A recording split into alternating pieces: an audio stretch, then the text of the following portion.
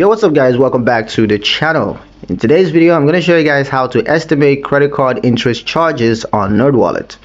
Ever wondered how much interest you're actually paying when you carry a balance on your credit card? Understanding how interest charges are calculated can help you to avoid debt traps and to make smarter payment decisions.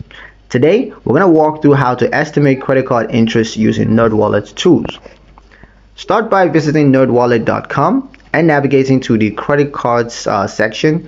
Scroll down to find the credit card interest calculator, or you can just search for it directly using the site's search bar. Here what you're going to need your credit card balance, your APR, as well as your monthly payment amount. Enter these values into the calculator. For example, if you carry a $1,000 balance with a 20% APR and make only the minimum monthly payment, the calculator is going to show how long it will take to pay off the debt, also how much interest you're going to pay over time, and how increasing your payments can reduce your total interest. Use the slider to adjust your monthly payments. Notice how even a small increase in your monthly payments can drastically reduce interest rates and charges and repayments time.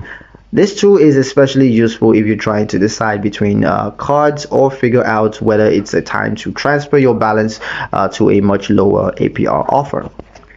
Nerdwallet Interest Calculator gives you a clear picture of what your debt really costs.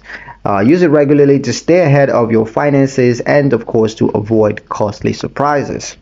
And that's pretty much it for the video guys. Hope you liked it. Hope you found the information here useful enough. If you did, like, share and subscribe for more helpful tutorials.